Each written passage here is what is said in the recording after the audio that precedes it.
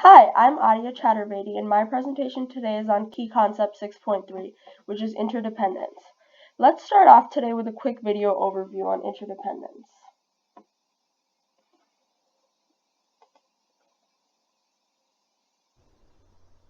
The term globalization has been used to describe the interconnected trade networks that have linked the world together.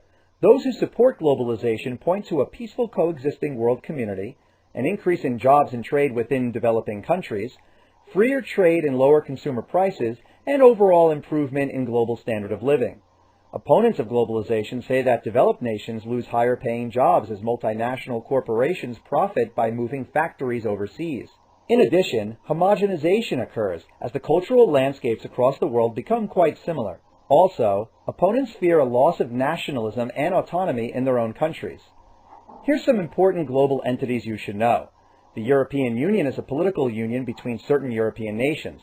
It creates common legislation, and most countries within utilize the euro. NAFTA eased restrictions such as taxes on imports between Canada, Mexico, and the United States. There's also the International Monetary Fund and World Bank, which look to battle poverty by helping promote economic growth, the World Trade Organization, which looks to ensure fair rules of trade, and the World Health Organization, which was established by the UN to research and treat worldwide disease. The environment has been of concern of late.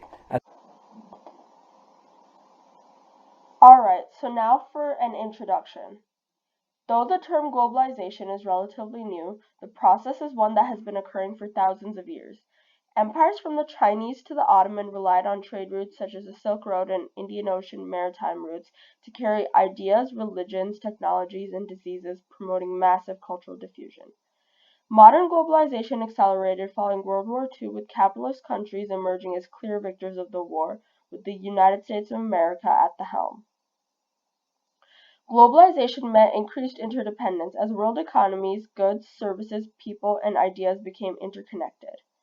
The key idea from this is that the global north and global south became mutually dependent on one another at a global level. Economic interdependence. A great illustration of this concept is Mattel's Barbie doll. The materials that form this iconic doll come from all around the world. Ethylene comes from Saudi Arabia, then this is used in Taiwan to produce plastic pellets that become Barbie's body. From here, Barbie is taken to Japan, where her nylon hair is supplied. Then the US supplies her cardboard packaging, and finally, companies in Hong Kong manage everything else in her production. Barbie, in fact, is not an American doll, but rather a product of globalization. So economic interdependence was promoted due to organizations such as the World Bank and International Monetary Fund that were formed after the Bretton Woods Conference in New Hampshire. This system negotiated rules for commercial and financial dealings among capitalist nations. It promoted free trade, high levels of capital investment, and linked currency to the US dollar, stabilizing it. Technological developments such as containerized shipping, oil tankers, and air express services lowered costs of transporting goods, which promoted long distance trade, further connecting nations to one another.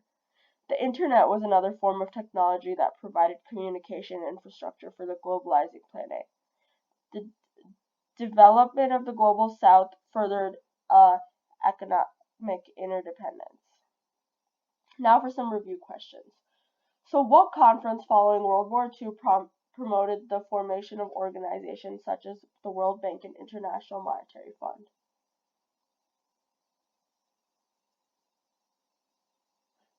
The answer is A, the Bretton Woods Conference.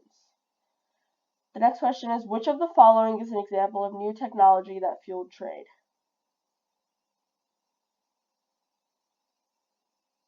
The answer is C, compartmentalized shipping. Okay, so mass migration. One of the most significant patterns of global migration in human history came about due to globalization, featuring a mass movement of people from Asia, Africa, and Latin America to nations in Europe and North America.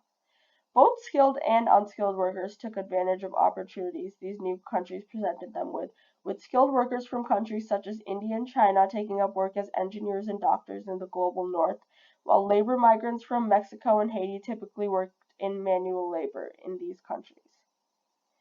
Mass migration had a few downsides, with hot topic issues such as illegal immigration and the sometimes fatal regulation of it.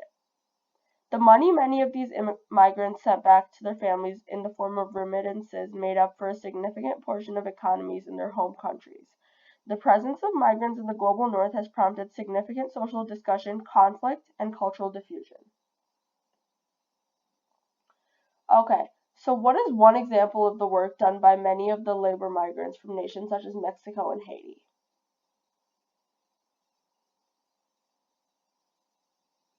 The answer is C, apple picking. What is the word for transfer of money by a foreign worker to an individual in their home country? The answer is B, remittances.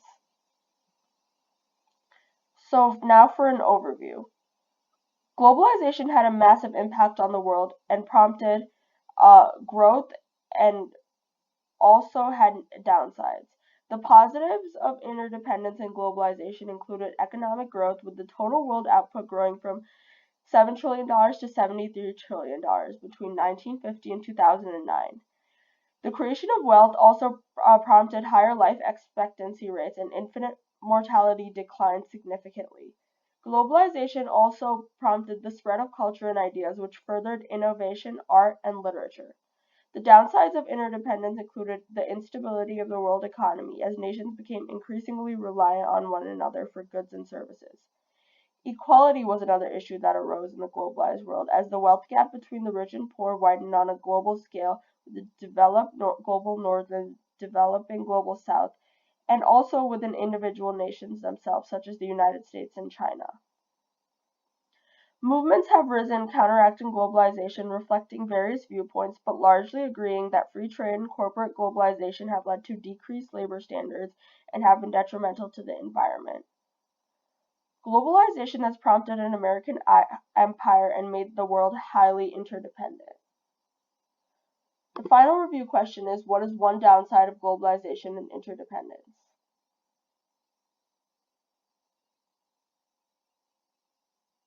The answer is A, wealth disparity. Alright, so thank you for listening to my presentation and have a great day.